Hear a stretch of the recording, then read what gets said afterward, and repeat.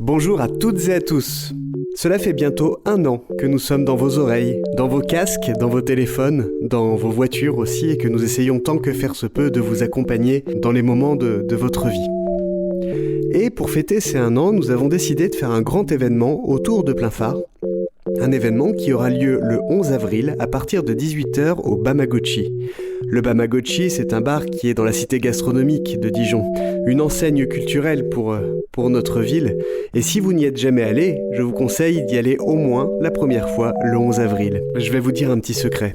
Si jamais Flo est d'humeur à partager, peut-être qu'on vous paiera le premier verre. Ce sera l'occasion donc de partager avec les invités que vous avez pu rencontrer au cours de ces interviews, de discuter avec eux. Certains joueront de la musique, certains peindront, certains cuisineront peut-être, je ne sais pas. Dans tous les cas, save the date. Le 11 avril, 18h au Bamagochi. Bon épisode à tous. C'est l'eau, hein. C'est les seringues. C'est l'eau. Ah, c'est l'eau dure. Alors, mes chers amis, on a une tradition dans le podcast, c'est de demander à nos invités s'ils ont une petite blague à nous raconter. Je sens que j'ai un public là. Alors, J'en ai une bonne de ce matin, qui n'est pas de moi évidemment. Alors c'est une femme, elle va voir son médecin, elle lui dit: docteur, je comprends pas, dès que je vois un homme, j'ai soudainement très envie de faire l'amour. Qu'est-ce que c'est quoi? Et là le médecin, il commence à se rapprocher d'elle, il baisse sa braguette et il dit: c'est une bonne nouvelle. À tous les médecins qui nous écoutent. Bienvenue dans Plein Phare, Tu me l'as retiré de la bouche. présenté par Flo et Nico. Il n'y avait pas une autre personne aussi?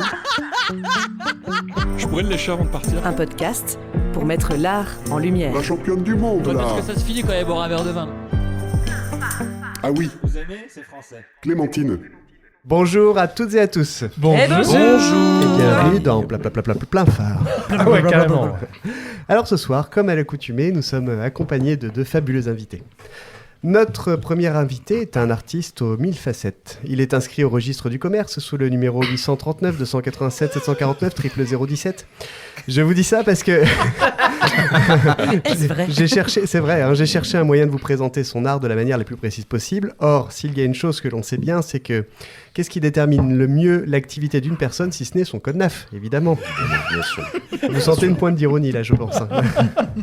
Et pour avoir le NAF, eh bien, il faut le SIRET. Alors donc, son code NAF, disais-je, c'est le 9003A, ce qui renvoie à la création artistique relevant des arts plastiques. Bon, eh ben, avec ça, on n'est pas plus avancé, mes amis. Hein. C'est un code 9-9. Alors, je me suis dit que j'allais chercher, à défaut du code NAF, le code NUF et le code NIF. Je vois que Flo a la référence. Et puis en fait, l'as de l'administratif, je me suis retourné vers la chose qui me semblait la plus judicieuse à faire. Jouer à Final Fantasy, enfin je veux dire regarder son œuvre et me renseigner sur lui grâce à la magie d'Internet. Alors, certains pourraient le qualifier de dessinateur ou de peintre. C'est bien à ce problème que je me suis heurté, car selon moi, c'est un peu trop réducteur et ça ne détermine pas vraiment ce qu'il fait. Quand on pense dessin, on pense à quelqu'un qui va dessiner un gorille au crayon graphite. Bon. On pense à quelqu'un. Mais on ne dira pas qui. Et quand, Hashtag. et quand on pense à un peintre, on ne pense pas qu'à l'entreprise José Lopez Bâtiment, qui en plus fait de très bons prix sur le carrelage. Non, on pense surtout à quelqu'un qui va nous faire un joli paysage ou nous plonger dans le monde obscur de l'abstrait. Bon, pour notre invité, c'est différent. Peut-être se rapproche-t-il davantage de l'illustrateur ? Alors, il s'adresse en premier lieu aux gens qui ont un monde en tête, mais qui n'ont pas la capacité de le poser sur papier, de lui donner la vie. Il se fait la main de l'esprit, de l'imaginaire, le porte-drapeau du rêve. Il a un monde bien à lui, bercé de pop culture, de fantaisie, d'épique même. Il travaille essentiellement à l'encre et à l'aquarelle, c'est le cartographe de l'esprit. Car oui, son travail, c'est bien de faire des cartes de monde imaginaire, ou non, mais des cartes sous format ancien. Comment vous dire ? C'est difficile à décrire sans vous le montrer. Je vais vous mettre dans le contexte. Imaginez-vous, fin du Moyen-Âge, 1411, l'époque à peu près de la naissance de Flo. Vous commandez une petite armée levée pour aller vous battre contre les Bretons, alliés des Armagnacs. Faibles, vos troupes bourguignonnes doivent pourtant se rendre à destination pour bouter une bonne fois pour toutes ceux qui osent, Dieu les garde, soutenir la maison d'Orléans. Vous devez vous rendre à pied à La Chapelle, une banlieue proche de Paris. Aucun panneau, aucun GPS, pas de Google Maps, juste des hommes, des chevaux, des armes et des cartes. Votre second, chargé de l'itinéraire sur une grande carte d'une matière brune. probablement d'une peau de chèvre ou de veau. Pas de mouton, non. Ça, c'est réservé aux actes juridiques. Or là, il ne s'agit pas de donner une sentence, mais bien de se repérer. Et sur cette carte, donc, est indiqué ce qu'on savait à l'époque du chemin à suivre. L'un des outils majeurs pour se repérer, mais pas le seul, la boussole aussi inventée 100 ans plus tôt, le soleil et les repères ancestraux. Ancestraux, c'est un beau mot, ça. Ah. Eh bien, cette carte enroulée, voilà à quoi ressemble un peu le travail de notre invité. Il ne fait pas que des cartes, évidemment, il fait d'autres illustrations, il vous en parlera. Mais aujourd'hui, il s'amuse même à reprendre les lieux actuels sous format ancien, c'est merveilleux. Tout naturellement, il s'est dirigé en premier lieu vers l'illustration pour les jeux de rôle. Ça leur fait une passion commune à Clem et à lui. Elle aussi, elle aime beaucoup les jeux de rôle, figure-toi. Ah ouais.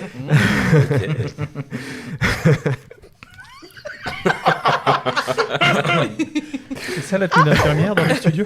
Voilà. Ce n'est pas qu'un mannequin.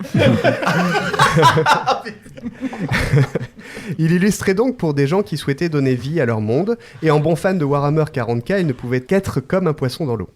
Dans le jeu de rôle, ce qui compte, c'est l'univers et la façon dont c'est mené. L'univers, c'est aussi la carte de ce monde. Celui qui mène, c'est le maître de jeu, un artiste à sa manière. Et pour les non-initiés, sachez qu'avoir un mauvais maître de jeu peut vous pourrir toute une partie. Il prend plaisir à nous faire voyager en un coup d'œil. Une carte, c'est le moyen le plus simple de voir un monde entier sur une seule feuille. Vous ne pourriez voir qu'un monde, certes, mais quand vous regardez en détail, vous voyez d'autres choses qui vous avaient échappé. Et sur ce point, notre invité est un expert. Il s'amusera dans le détail, dans la finesse. Il jouera habilement de blasons, d'ornements, de figures pour vous plonger, sans que vous le vouliez, dans son monde à lui. Personnellement, ça me rappelle beaucoup la carte du Seigneur des Anneaux saturée d'infos, ça ne pouvait que me convaincre. Hein, tu vois de laquelle je parle. C'est un passionné de carto, un maniaque du détail, un vrai Léonard de Vinci. Et je dis pas ça à la légère. Je pense que si je vous mets côte à côte un dessin de notre invité et un croquis de Vinci, ceux qu'on connaît bien, c'est pas sûr que vous sachiez qui a fait quoi. Car oui, il ne fait pas que des cartes, il crée des personnages, des objets, tout ce qui lui passe par la tête en somme, et il le fait bien. C'est vraiment un univers à part entière, je suis vraiment très fan, vous l'aurez compris, mais le mieux, c'est d'aller voir par vous-même. On vous mettra tous les liens sur les réseaux. Aujourd'hui, au cas où, aujourd'hui, il vit de sa passion sous le nom d'Argonos. Sa passion, il l'a depuis tout petit quand il crayonnait naïvement ses personnages fétiches de jeux vidéo. Et un jour, il a dessiné une carte, comme ça, sans rien en attendre, sans savoir ce qu'il faisait vraiment. Ça a été le déclic. Encore aujourd'hui, il peut pas l'expliquer davantage. Jamais vraiment à sa place, toujours en décalage, il ne se voyait pas dans la routine métro-boulot-dodo. Alors il s'est lancé, il a tout fait pour vivre de sa passion. Et après des débuts difficiles, le voici ici. Artiste accompli qui exerce un travail ancestral et minutieux pour lequel l'erreur n'est pas permise. Et oui, pas de gomme pour l'encre et encore moins pour l'aquarelle. Du haut de ses 30 ans. Il aime le détail dans sa profusion, dans laquelle on peut se perdre, dit-il. Les cartes bien sûr, mais aussi les plans techniques. Il voyage beaucoup, sans bouger de chez lui. Dans ses mondes, dans sa tête. C'est un doux rêveur. Il adore les très vieux papiers avec une histoire, les énormes nuages d'été dans lesquels on peut imaginer des palais volants et l'indomptable esprit humain. En revanche, il a beaucoup de mal avec les boomers qui n'avancent ni sur la route, ni dans les allées, ni au supermarché. Coucou Florian. Quel hommage. Il aime pas non plus le boudin. Pas de réflexion. Les tripes et la météo dijonnaise. Il dit avoir beaucoup de mal à comprendre ce que les gens veulent et ressentent, ce qui rend son acte de création compliqué, dans le sens où il ne sait pas quelle langue parler pour faire parler ses messages. Cela l'éprouve au quotidien dans ses rapports sociaux, mais c'est un caméléon, il s'adapte. Bien qu'il ne boive plus trop, il peut être saoul en une seule pinte. C'est un homme doué aux multiples facettes, comme je vous le disais tout à l'heure, avec son propre univers qu'il arrive précisément à reproduire sur le papier. Il est doué, il est beau, il est gentil, il est grand, il est fort, il a environ 12% de masse graisseuse. Bienvenue à Théo, créateur d'Argonos. Hello. Bienvenue Théo. C'est vraiment une présentation incroyable, mais tout est faux. Sauf pour la bière. Sauf pour les 12% on garde, c'est de pas. masse graisseuse, bien sûr. Oui, bah alors le public le sait pas forcément, mais effectivement, tout ce que je dis, je l'invente. Je demande pas aux génial. invités. Impro, Tout est faux, c'est que de l'impro.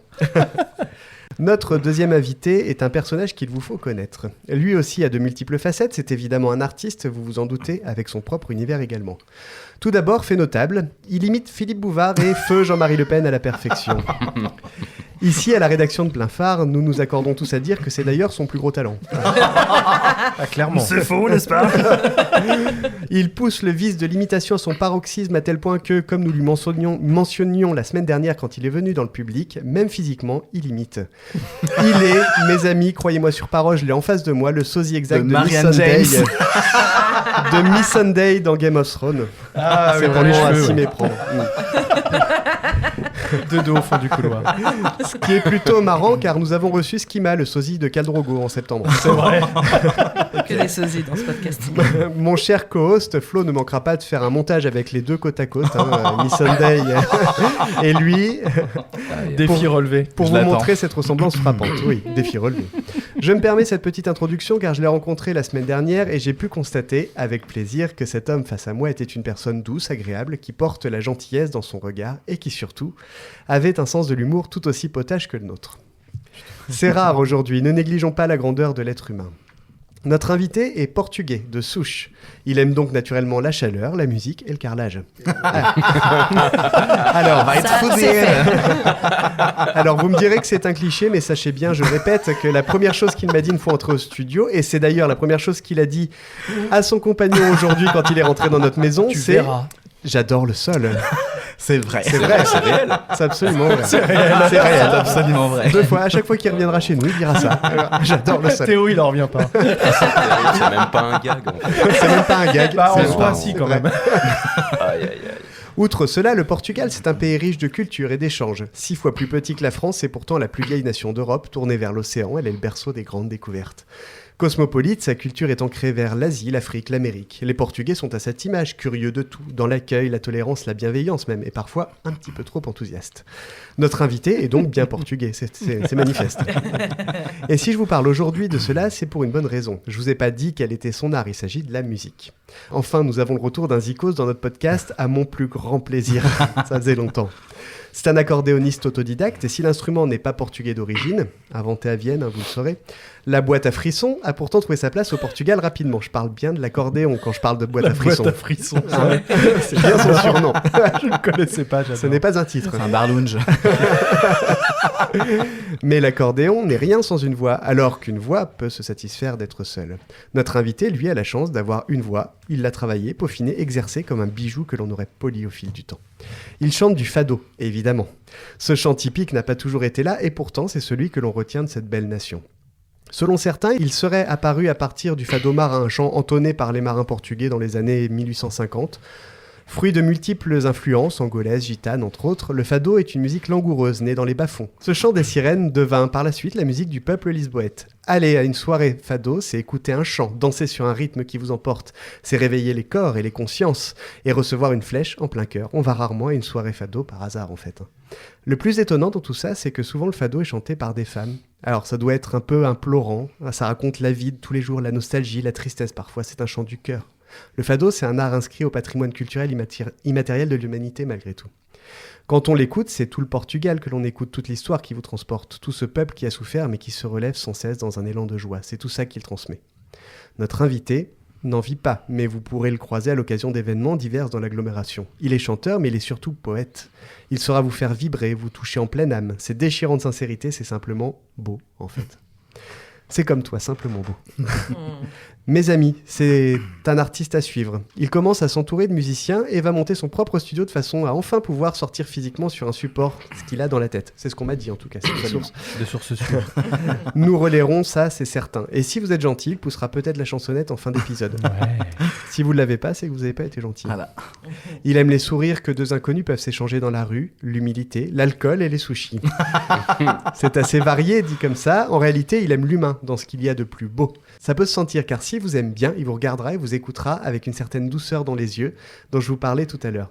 Il voue une passion sans borne à la scène. Avoir un public conquis pour lui, ça n'a pas grand intérêt. Il aime surtout arriver devant des personnes non initiées, attendre le silence d'avant-représentation, poser ses 3 premières notes et voir la magie opérer. Il aime beaucoup de choses, vous l'aurez compris, mais ce qu'il aime plus que tout au monde, soyez-en certains, c'est le solfège.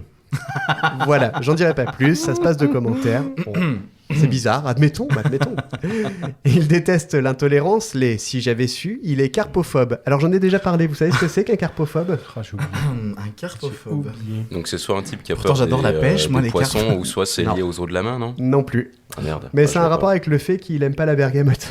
Même pas les agrumes? Ouais, exactement. Ah oui, ouais, c'est bon, C'est je sais. ça. Ok. Et particulièrement le pamplemousse, Oui, on en parlait tout surtout à l'heure. Il adore Mylène Farmer. Alain et Corinne, si vous nous écoutez, ils ont Yep. appelé leur fille Mylène en partie à Ah cause ouais de ça. Et leur mais fils je savais farmer, pas. c'est ça? Oui, leur fils Farmer. Il est fermier, oui, tout à fait. Voilà. Georges Brassens, hein, évidemment, la base et tout ce qui est un peu hybride, la musique particulièrement. Cet homme fabuleux en face de moi, c'est Mimi Fado. Bienvenue à lui. Merci. Bienvenue, Mimi. Merci. Alors, nous avons le plaisir d'avoir dans le public Maxime aussi, qui n'a pas de micro, mais qui pourra, à l'occasion, prendre le micro de l'un ou de l'autre. Un petit bonjour un peu fort. Bonjour. Ok. Bienvenue, bonjour. Salut. Alors, J'ai peur. aujourd'hui, je vais être un peu original et pour présenter mes deux co-animateurs, je vais leur demander de participer. Je vais donc faire un texte à trous et ces trous-là, c'est vous qui devrez les boucher. Très bon titre. Merci. Est-ce que t'es prête, Clem ? Ah, c'est moi qui commence. Bah, comme c'est la d'hab, galanterie attends. comme d'habitude. Ok. Allez, va falloir être rapide. Bonjour, je m'appelle. Clémence. Mais mon petit surnom à moi, c'est... Clémouillasse. Bah quoi, c'est Mais- vrai. Même... Deuxième virage, et ça y est, elle est déjà dans le mur de pneus là. Waouh. C'est terrible. Pardon, t'avais dit petit surnom, donc ça aurait dû être Clem plutôt, mais... Ah non, mais ça marche. Même si dans la vie de tous les jours, mon mari m'appelle... Mon amour. Ouais, si tu veux. Mais quoi, c'est vrai Moi, je pense à Doudou. Ah oui, J'ai- c'est vrai aussi. J'ai deux passions dans la vie, tout simplement, et en toute honnêteté, j'adore. La saucisse de morte. Et surtout, j'aime bien... Être infirmière. Bonjour Morteau. Ah Bonjour, oui. morte. Ah oui, justement, je vous ai pas dit, je suis championne du monde de saucisse de morte. mangeuse de De saucisses. mangeuse de Ouais. saucisses de morte. C'est vrai. Ouais, Ouais, fuck. ça, je l'ai entendu dans les épisodes que j'ai écoutés. Bien c'est sûr. vrai. Ouais. C'est vrai. réel, assez Ce n'est réel. pas un mensonge. Genre le Guinness. Et si vous me voyez m'enfiler des kilomètres de... Saucisse. Vous seriez positivement charmé. je suis une femme libérée et libre de ses choix, mais pour autant, je ne dis jamais non à une petite... Waouh. Voilà, Ok. du tac au tac. C'est Ah, la vache. Tu te moques, mais tu verras, toi. Hein, c'est pas si facile que ça. Hein. Dans la vie pro, je suis... Infirmière. D'accord. Une saucisse. Je suis une saucisse. C'est un métier de cœur, évidemment, mais si j'avais pu, j'aurais été Chanteuse. chanteuse. Ok. J'ai beaucoup de qualités. Tout d'abord, je suis... Experte en mangeuse de saucisses. Ouais, c'est de l'anti-jeu, ça. non, mais... Tout d'abord, je suis... Allez, la première chose À qui l'écoute. vient. À l'écoute. Je suis également très... Gentille. Parfois trop. Bien sûr... Ah, ça tombe bien, hein. Franchement, je lis juste. Hein. Bien sûr, comment ne pas parler de mes trois bébés qui sont Pago. le beau gosse, Jean. la grosse blanche Oh, et... petit bébé. L'ingénu. C'était dans cet ordre-là, t'as vu, je la connais bien. Franchement. Mais entre nous, le chat que je préfère, c'est... Jean. Ah, tu vois, tu l'as dit. Bref, c'est tout moi, pleine de sourires, de l'amour débordant, de jolies notes de musique et de gentillesse. Ne vous en déplaise, je suis vraiment... Trop sympa. Bienvenue à... Clem. Ah, c'est chaud. Bienvenue, Clémouillasse. C'est super Et Bonjour, si chaud. sur ton prénom à la fin, t'as. Maman de oui. Parce qu'elle s'appelle Elle était pas Michel. sûre. J'y vais, Non, mais mais j'ai c'est peur. super dur en vrai. Eh, franchement, Flo, bon courage. Hein. T'y vas, mais t'as peur. Ah, Attention, j'y vais, ça mais j'ai c'était peur. juste l'échauffement. T'es prêt? Va Mais- falloir être rapide. Allez Daniel. Allez, Daniel. Salut à tous, moi c'est... Daniel. Flo. C'est Flo. Je suis artiste, je vais donc vous faire ma présentation sous forme de poème. Oh. Oh. Je suis peintre, vernis ou mat. Ce que j'aime surtout, c'est défoncer de la... Ah putain, il y va. On t'a demandé un poème, donc il faut de la rime. Hein. Ouais, il faut des rimes. J'ai... J'ai la chance de rouler en grand scénic. Ceux qui disent que c'est un espace, je vous... C'est un espace, c'est un espace, c'est un espace. Je viens de Saint-Apo, c'est là que j'habite. Je vous accueillerai toujours, moi et ma grosse. Tétraplégique. Ah oui, on embrasse Adeline. Aïe aïe aïe. On t'embrasse, Adeline. Non mais, Allez, Oh, sa pauvre chérie, je ne enfin. couperai absolument rien. J'espère. Tu te démerdes. J'assume. Si je vous choque, allumez donc un cierge, car je vous le dis tout de suite, j'arrêterai pas de parler de ma... Concierge. Yes. Amoureux du podcast, parmi mes passions, j'aime aussi beaucoup prendre des trucs dans le... Dans le... Fion. Arrête de mentir. Ça arrive bien. Il est fataliste. Bon, J'avais ouais. non, mais en fait, Allez. je voulais être original. T'inquiète, J'avais on pas s'y fait, allé hein. là où tu m'emmenais. Allez. Ben justement, c'était le but. Je pensais que Bah t'étais plus original. Bah là, que non, ça. je suis froid là. Allez. Terminons cette présentation avant d'être ridicule. Si c'est trop vulgaire pour vous, je vous en... Je vous en brasse. déambule. Je cherche. Ouais, déambule, c'est bien. Je- Mais si je comprends un peu que ça vous chatouille, dans tous les cas, moi je m'en balais. Nouille. Ah bah oui, mais là, si tu me les prends, c'est Pardon. compliqué. Je bon m'en titre. bats J'ai les cherché. ratatouilles. Les ratatouilles. Bienvenue à... Flouille. Je cherchais le piège, mais là, il n'y en avait pas. pas facile, hein, quand même. Ah, Tu t'as bien m'étonnes. corsé le truc, hein, purée. Ouais. J'ai été obligé d'être vulgaire, excuse-moi, ma chérie. Et pour notre dernier animateur, tu n'auras pas de texte à trous. Je suis un peu déçu. Très déçu. C'est un homme passionné, passionnant, le cœur sur la main, qui aime les gens et leur histoire. Il vous rendra passionnant à votre tour avec ses présentations pointues, valorisantes et originales. Du coup. Valorisante. Je parle des invités, pas de nous. Ah ouais, non, pas vraiment. non. Bienvenue à Nico. Merci. Bienvenue, Nico. Je m'en suis parmi. Mais de mes réponses, C'est dur en de fait. s'en remettre. Pas facile. Non. Je viens de comprendre la blague de la boîte à frissons de tout à l'heure, ça y est. Ouais. Le podcast va être en 5 temps. Vache, ok. Petit lag. L'eau, c'est mal. Là, c'est mal. C'est dangereux, l'eau. Mhm. Mes amis, nous allons passer au Kalarnikov.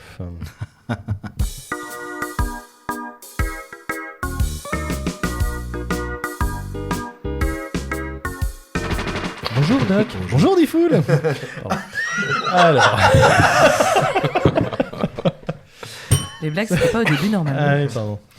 C'est parti. Théo. Mm. Est-ce que tu es plutôt dieselpunk ou steampunk? Dieselpunk. Sans hésitation. Est-ce que tu es plutôt spleen ou idéal? Idéal. Plutôt Hannibal Lecter ou Terminator? Terminator. Lord of the Ring ou Star Wars? Doum, doum. Star Wars. Star Wars, ok. Plutôt encre ou aquarelle? Encre. Plutôt JDR ou JDG? JDR. Plutôt sens du détail ou vue générale? Détail.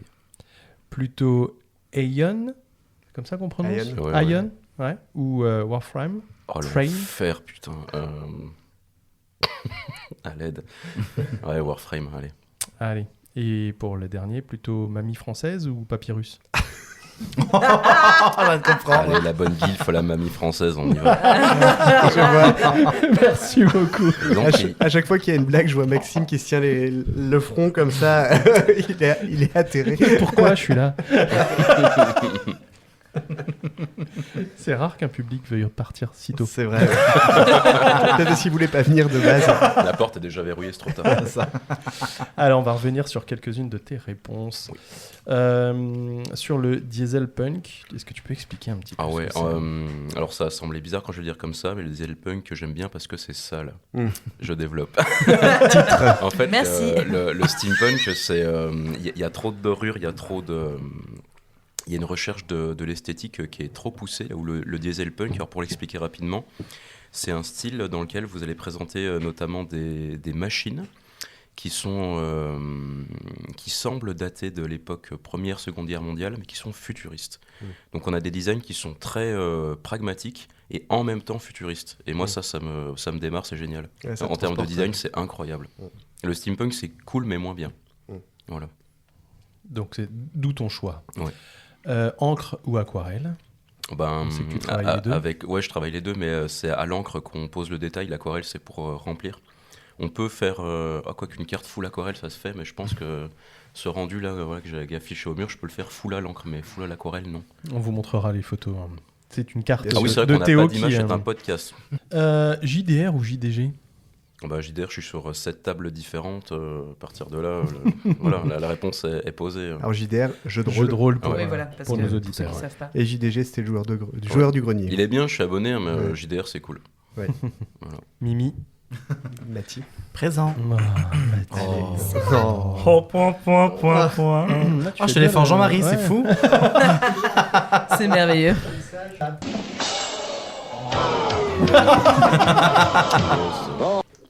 Voilà. Celle-là était pas mal.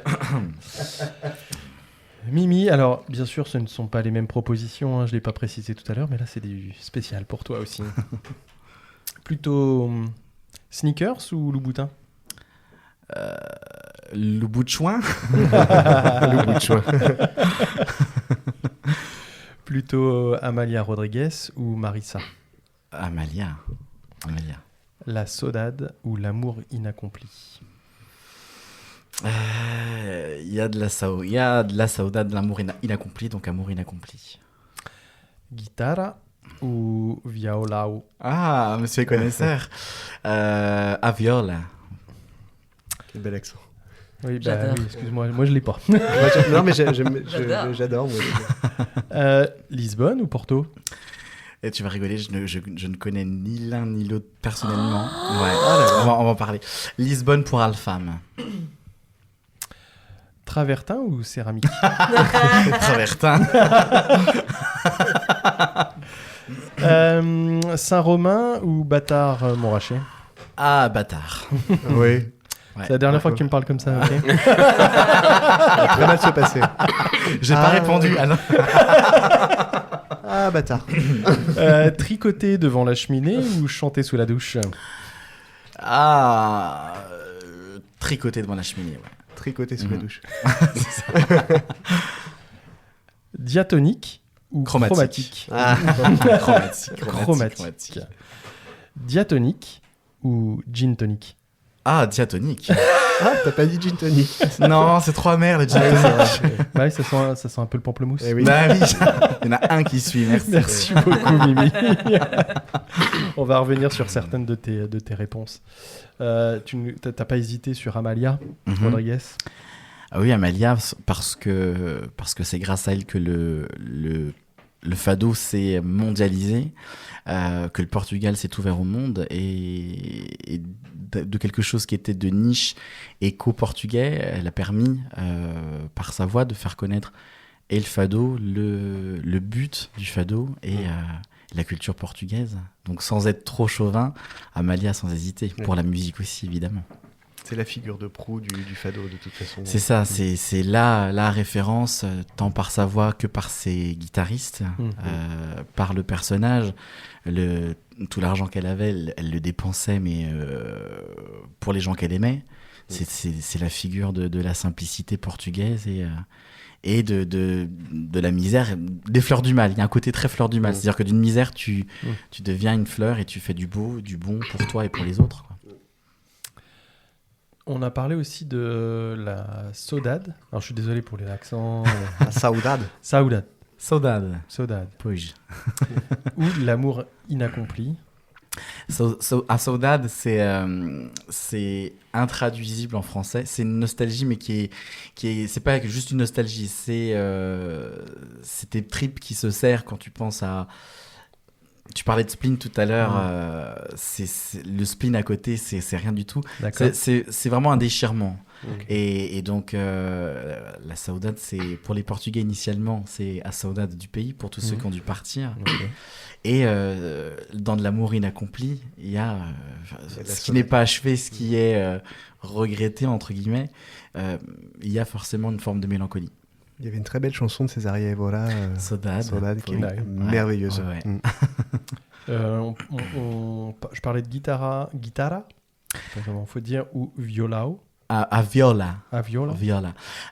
Alors, ce qui est rigolo, c'est que à guitare, c'est voilà, c'est ça. C'est qu'en fait, c'est la guitare portugaise, et à viole, c'est la guitare acoustique. Voilà. Et je suis en train de me rendre compte que je me suis moi-même trompé. C'est-à-dire que non, je reviens sur ma réponse, c'est guitare. Évidemment, la guitare portugaise, c'est qu'on appelle guitare. C'est une guitare à 12 cordes. Faite dans des bois très spécifiques. Il y a une résonance. Tu l'écoutes, tu sais que c'est une guitare portugaise. Il y a une vibration, t'as le poil, c'est ça. Ça ressemble un peu à une mandoline dans la forme. C'est une mandoline en fait. C'est une mandoline, mais à la portugaise. Dernier pour nos auditeurs, diatonique, chromatique. En sachant que j'ai eu un cours complet avant l'enregistrement par Nico de solfège parce que je suis vierge en la matière. Alors pourquoi déjà on t'a posé cette question-là ? Alors, eh bien, je pense que c'est parce que je joue de l'accordéon depuis que je dois avoir 12-13 ans, quelque chose comme ça. Certes. Et l'accordéon chromatique, donc c'est sur lequel j'ai appris et avec lequel je continue de jouer. Donc quand tu ouvres ton accordéon et que tu appuies sur ton Do, quand tu le refermes, ça fait toujours un Do. Et pour la main gauche, c'est pareil. Le nombre de boutons est beaucoup plus conséquent aussi. T'as une liberté d'accord et de jeu. En fait, finalement, tu peux tout faire. Tu peux rire en majeur, jouer en mineur, pleurer en septième. Que le diatonique, c'est plus restreint en termes de notes. Sur la gamme est plus courte. Voilà, c'est ça. Et donc du coup, puis c'est vraiment des psychopathes et j'ai un grand respect pour les joueurs de diatonique. Très dur. C'est méga dur parce qu'en fait, le rapport à l'objet est pas le même. C'est-à-dire que quand tu appuies sur un bouton que tu l'ouvres, ça fait un son. Et quand tu le refermes, ça en fait un autre. Donc tu es tout le temps en train de secouer ton accordéon. Très bon titre. Et c'est pas du tout le même rapport et le son n'est pas le même. T'as un son qui est beaucoup plus peut-être brut, je dirais. On a des questions à vous poser ici. Une question à chacun. On va essayer d'en parler un petit peu. On va repartir sur Théo. Pour toi, alors en quoi la cartographie, qui est un art ancestral, je le rappelle, peut-elle se renouveler ? En quoi on peut renouveler la cartographie tout en gardant un peu ce côté ancestral ? Je pense que justement, il ne faut pas trop chercher à la renouveler. Il faut rester sur des cartographies qui sont denses d'informations. Parce que l'évolution de la cartographie, c'est, d'un point de vue technique, chercher à augmenter sa lisibilité. Ouais. Et quand vous poussez une cartographie sur le plan technique vers la lisibilité la plus totale possible, vous obtenez des cartes modernes qui n'ont ni âme, mais qui sont très pratiques pour se repérer. Mais très fades. Mais il n'y a rien, voilà, c'est pas une œuvre. Alors qu'une cartographie à l'ancienne, c'est un objet de flex pour la personne qui la commandite parce qu'il met son blason dessus. Il peut mettre son royaume, il peut mettre des mentions importantes. Si c'est ça peut représenter son royaume, donc c'est aussi une manière de montrer voici mes terres, tout en étant quelque chose de très précis parce que c'est à l'échelle, on peut quand même s'orienter dessus. Donc pour moi, il faut rester dans le vieux. La cartographie, ça reste de l'art quand c'est dans le vieux comme ça. Ouais. Quand vous voulez la moderniser, ça marche moins bien. L'exception qu'il y en aurait, ce serait éventuellement les cartes que vous ouvrez dans vos interfaces quand vous jouez à un MMO par exemple. Ouais. Elles sont très lisibles, mais elles peuvent être chargées quand même. Ouais. Et c'est une autre œuvre du coup. C'est beaucoup plus coloré. On va parfois être plus sur des vues isométriques. Donc, c'est-à-dire que les bâtiments émergent du sol, mais le sol est plat. Ouais. Mais ça marche bien quand même. C'est lisible, mais on a un petit lien à l'antique quand même. Et moi, ce que j'essaye de faire dans mes cartographies à moi, c'est par le fond parchemin et mes écritures en pâte de mouche dignes d'un enfant de CP, rester sur ce côté un peu cryptique, un peu ancien. Ça plaît beaucoup dans Lyon, a priori, on m'a dit. Énorme. Le CP, ouais. Le CP, on adore. Et en même temps, les cartes, elles peuvent... les cartes que je produise, elles sont lisibles. Oui. Mais ça demande quand même un peu de s'y pencher. Parce que quand vous passez devant, c'est typiquement comme je racontais tout à l'heure, la vieille qui est passée dans le café, qui a pas pigé que ma tortue, qui a cru que ma tortue c'était un dragon, je crois que j'allais devenir fou. Non, faut s'arrêter genre 30 secondes devant, mais quand vous arrêtez 30 secondes, vous arrivez à lire ce qui se passe. Oui. Et malgré ça a l'air antique. Donc j'ai complètement dévié de ta question, je suis désolé. C'est pas grave, non, j'ai bouclé comme un psychopathe, là, c'est parti. Oui, la cartographie, vous comprenez. Non, mais voilà, faut que ça ait l'air vieilli, faut qu'on ait l'impression que ça sorte d'un musée, que ce soit crédible. Je vais même ajouter un truc, faut que ça ait l'air d'un objet intradigétique. Ouais. Dans le sens où, si vous faites un jeu de rôle et que vous dites à vos personnages, voici la carte que vous trouvez dans le coffre de la taverne, et vous la posez sur la table, les joueurs, en la regardant, ils disent putain, la carte, elle vient vraiment de l'univers. De l'univers. Ouais. Intradigétique, c'est un item qui est sorti de l'univers. Il est crédible, du coup. Et c'est vers ça que je vais. Et pour que ça soit crédible, alors j'en parlais tout à l'heure, à l'époque, ils faisaient ça sur des pots de chèvre ou des pots de veau, des choses comme ça. Aujourd'hui, tu peux plus faire ça, évidemment, mais comment tu fais pour vieillir ton papier ? C'est un papier qui est déjà vieilli ? Il est blanc de base et je le bourre de café comme un singe. Ah ouais.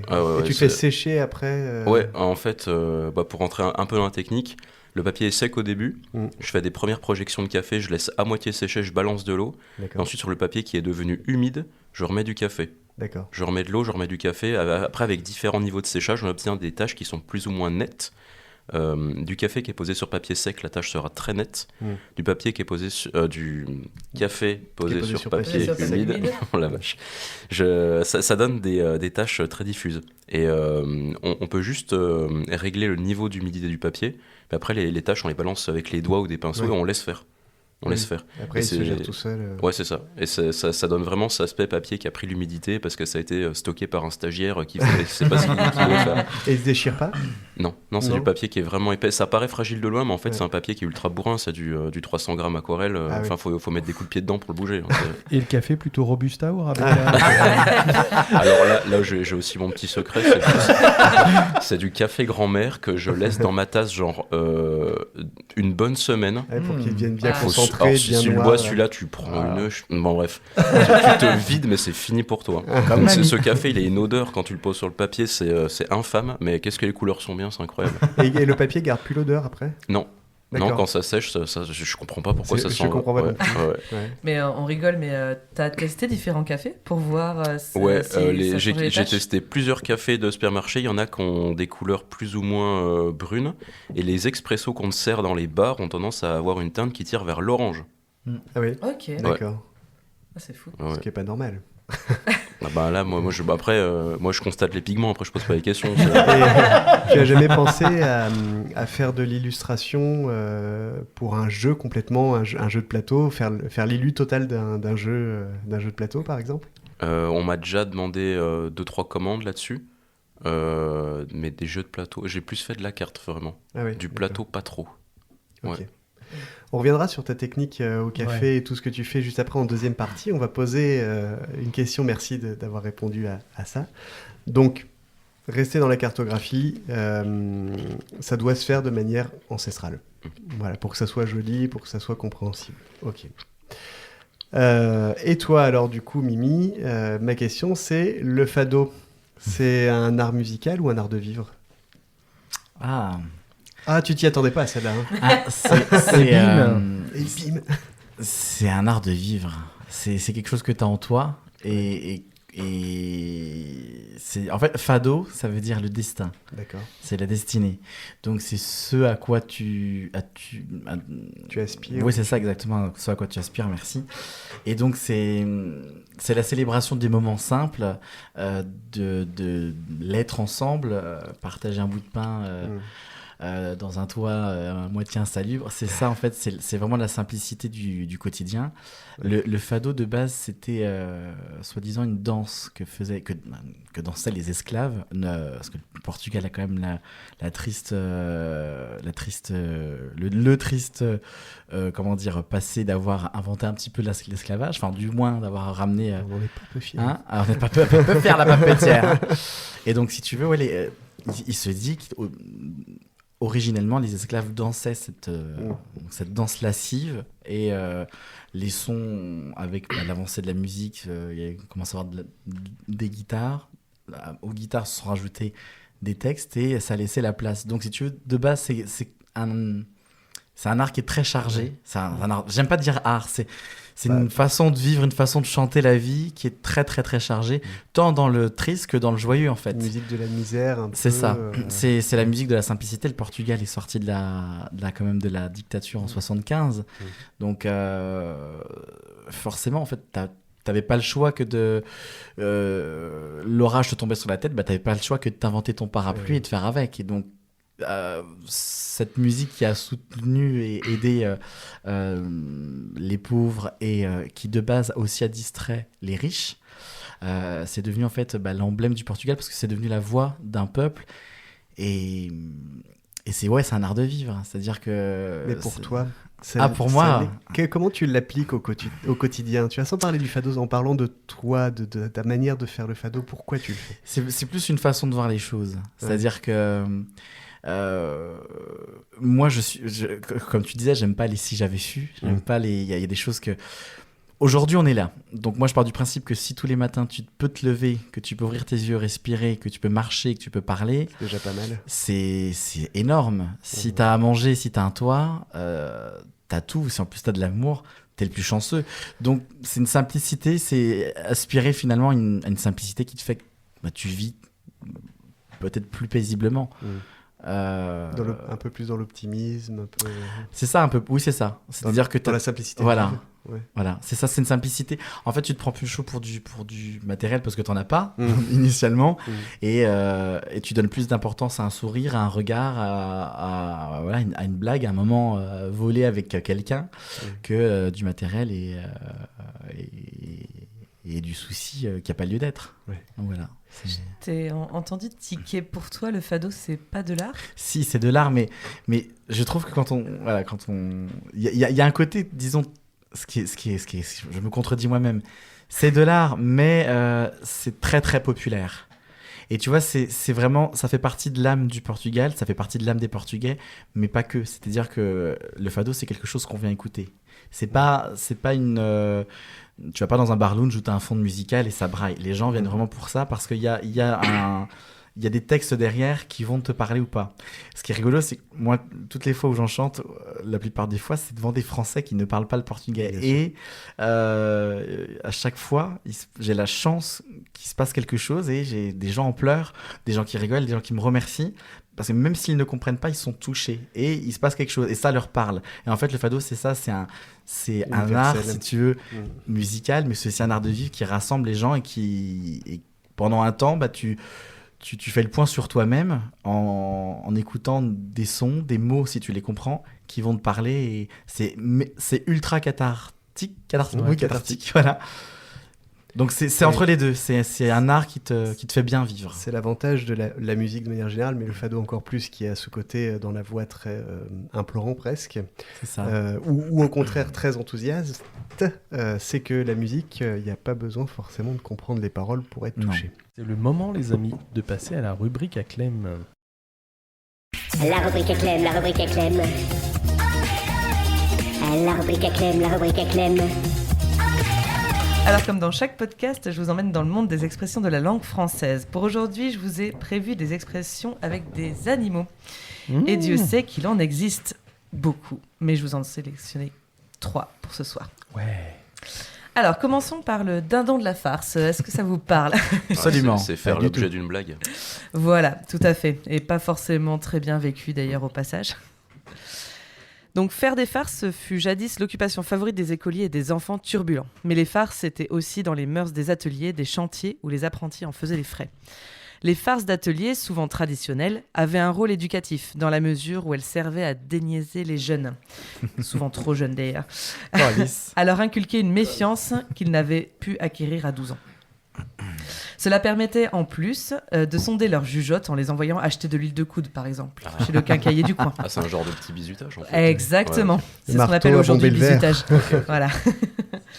Donc le rôle des farces, c'est de faire rire. L'expression « faire ses farces » c'était sous le Premier Empire synonyme d'avoir une conduite déréglée, en parlant d'un homme, bien entendu. Bien sûr. Mais que vient faire le dindon dans l'histoire ? Bien sûr, les dindons ont eu de tout temps une réputation de sottise et de vanité, mêlée qui invite à la moquerie. L'aspect cérémonieux du volatile en habit noir avec la cravate rouge, sa démarche guindée, prête à rire. Au 20 mars 1815, alors que Louis XVIII venait de quitter précipitamment les Tuileries devant l'arrivée de Napoléon de retour de l'île d'Elbe, un caricaturiste exposa à Paris un dessin où l'on voyait des dindons, épouvantés, des dindons, sortir par les portes du château, tandis que les fenêtres s'ouvraient à l'étage pour accueillir le vol glorieux d'un aigle. Loin d'être à la source de la locution, cette caricature laisse supposer que cette façon de parler était déjà courante à la veille des 100 jours. Les Bourbons se trouvaient alors, en effet, les dindons de cette farce historique vouée au massacre. Il exista à Paris, pendant la longue période d'un siècle, une forme de divertissement forain que l'on appelait le ballet des dindons, et qui semble lié à notre expression malheureusement. L'argument du spectacle était le suivant. On plaçait quelques-unes de ces volailles dociles sur une tôle surélevée et clôturée, formant une scène, puis on chauffait progressivement ce plancher métallique par en dessous.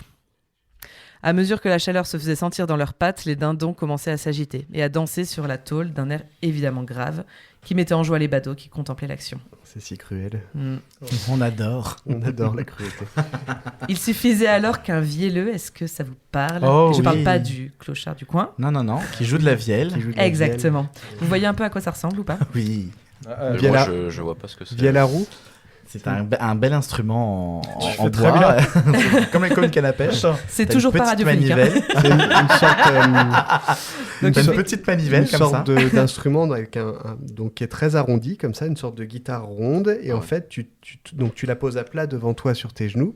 Tu tournes une roue à droite qui fait vibrer un petit machin qui va venir frotter les cordes. Et puis t'as des boutons pour actionner. Et t'as des boutons pour actionner. Et en fait, tu joues comme ça. Okay. Ouais. Je montre une photo à Théo. En même temps. Désolé pour les auditeurs. L'Ariel à vous. Donc le vielleux se mettait en fait à suivre le rythme des pauvres bêtes du coup. Ce qui s'accélérait tandis qu'on activait le feu sous leurs pattes pour donner l'illusion d'un ballet endiablé soutenu par la musique. Qu'est-ce qu'on devait se marrer. De quoi faire hurler de rire l'assistance. Donc le ballet des dindons fut supprimé en 1844. Par une ordonnance du préfet de police, en même temps qu'étaient interdits les combats d'animaux. Et donc l'expression est née, être le dindon de la farce, et donc se retrouver au milieu de tous, dupé par les autres. D'accord. Wow. Donc c'est quand même tragique comme C'est histoire. assez tragique, ouais. Et ils sont bouffés à la fin ou pas? Mais non, même pas en fait. Ah merde. Non, c'est juste histoire de s'amuser. Ouais. Voilà, c'est. Et puis une fois que voilà, On a inventé la télé, quoi, ça allait mieux. Par cruauté. Ou les fakirs. C'est ça. Alors, pour la deuxième, parlons de revenons à nos moutons. Allez. Ça vous parle? Oui, ne changeons pas de sujet. Okay. Allez, on y retourne. Voilà, allez, ça suffit. Ça suffit les conneries. Bon. Donc effectivement, il est courant qu'on s'éloigne d'un sujet initial pour faire des histoires à tiroir. Il y en a un spécialiste ici d'ailleurs, les histoires à tiroir. Donc, elle prend son origine dans une pièce de théâtre intitulée La farce de Maître Patelin, composée au XVe siècle. La comédie médiévale dont l'auteur est inconnu a été publiée pour la première fois en 1485. Donc là, on remonte beaucoup plus loin. L'histoire relate un procès réunissant Patelin, un avocat ayant escroqué le drapier Guillaume Jossaulme. Ce dernier attaque en justice le voleur de ses moutons. Ce dernier attaque en justice le voleur de ses moutons. Un berger nommé Thibault Laignelet qui a pris Maître Patelin pour le défendre. Si bien qu'à l'audience, le marchand de draps se retrouve face aux deux individus l'ayant floué. Perturbé par la situation, le commerçant mélange les histoires de draperie et d'ovin avec pour effet d'agacer le juge. À l'écoute du récit décousu, le magistrat ordonne au plaignant de revenir à ses moutons. C'est-à-dire à la faire juger. Mais c'est bien sûr. Mais c'est bien sûr. Mais la farce de Maître Patelin n'a pas fini de faire parler d'elle. Souvent considérée comme la première pièce comique de la littérature française, la satire médiévale a fortement influencé l'œuvre de Rabelais. Dans Quart livre en 1552, il utilise les mêmes ressorts du coup de théâtre et achève l'épisode de Panurge avec une allusion forte aux moutons de Patelin. Les moutons de Panurge. Voilà, dans cette suite des aventures de Pantagruel, une scène présente deux personnages, Panurge et le marchand d'Indenau, qui se querellent au sujet du prix de vente des moutons. Outré par les tarifs du commerçant, Panurge se venge en jetant un mouton à la mer. Sauf que l'ovin, ayant l'instinct grégaire, tout le troupeau suit. Bien sûr. Emportant et noyant Dindenau qui essayait de les retenir. Donc vous l'avez deviné, Rabelais a lui aussi donné naissance à une célèbre expression, c'est ça, désignant ceux qui suivent spontanément le comportement des autres sans s'interroger, les fameux moutons de Panurge. D'accord. Oh, merci Clem. Donc c'est deux expressions en une finalement. Oh, le tiroir. C'est ça, histoire à Oui. tiroir justement. Histoire à Revenons tiroir. à... Instinct grégaire, mais un peu bête quand même. Ouais, vraiment très belle. Et pour la petite dernière, je vous ai choisi l'expression « toucher du singe ». L'expression complète, c'est « toucher de la peau de singe ». Donc en fait, il s'agit de se porter chance en touchant la tête de quelqu'un d'autre. Voilà, merci. Il l'a fait avec moi juste à l'instant. Ah bon? Oui, voilà, merci. Ce qui permet de tourner en dérision donc la personne qu'on touche et le fait de conjurer la malchance en touchant du bois. Donc l'expression en fait c'est la même. Toucher du bois, toucher de la peau de singe, c'est la même chose. On utilise le mot singe à la place pour se moquer de nos origines, en fait, finalement. D'accord. Mais alors, toucher du bois, d'où est-ce que ça vient? Tout commence il y a fort longtemps. Expression à tiroir. De l'arbre du singe. On aime bien là aujourd'hui. La Renaissance. La Renaissance. Oh, bien. Non, de l'arbre du singe. Ah oui. Je pense. Ah oui, peut-être. Ça fait sens, Colis. T'es-tu privé de cerveau? Même pas. Ah mince. Ah merde. Même pas. C'est un échec. C'est nul. Donc ça commence 600 ans avant Jésus-Christ. Donc là, ça date. À cette époque, chez les Perses, on touchait allègrement du bois pour se mettre dans la poche le dieu du feu, Attar. Car pour ce peuple, le bois abritait le feu sacré. Dans la mythologie grecque, Zeus, le roi de tous les dieux, a pour attribut le chêne. Et en Égypte antique, on considérait que le bois avait un magnétisme. Et sachez qu'au Moyen-Âge, les chrétiens eux aussi touchaient du bois en référence directe au Christ, qui s'était sacrifié sur la croix de bois avant de ressusciter. Bien Comme sûr. Quoi ça marche, de toucher du bois. Ça marche bien. Mais quand on n'a pas de bois, on touche la tête. Car une autre expression dit que certaines personnes ont une tête de bois, et parfois l'âge tendre. Avoir une tête de bois, c'est être têtu. Et surtout, c'est surtout dans le Nord en fait qu'on touche du singe. Partout ailleurs, on croise les doigts. En Pologne, on frappe du bois. Mais attention, il faut qu'il soit peint. Ah, du bois peint. Oui, du bois peint. Pas du pain, c'est pas la variété. Non, c'est pas du pain. Non, c'est la peinture. Quoi. Voilà. Frapper du bois peint. Du pain. On reconnaît le portugais là. Et tu prends quelle peinture pour ton bois, modèle? Achei lá brincou depois, avait une promotion, c'est génial. Bref, à chacun sa méthode. Merci pour votre écoute. N'hésitez pas à me suggérer des expressions que vous voudriez que j'explore pour vous dans les prochains podcasts. Merci Clem. Générique pour Maxime. La rubrique Clem, la rubrique Clem. Ohé, ohé. La rubrique Clem, la rubrique Clem. Ohé, ohé. Ah, ça s'enjaille, ça s'enjaille. Donc je vous rappelle que nous sommes accompagnés de Mimi Fado, chanteur de fado, entre autres. Accordéoniste aussi. Accordéoniste aussi.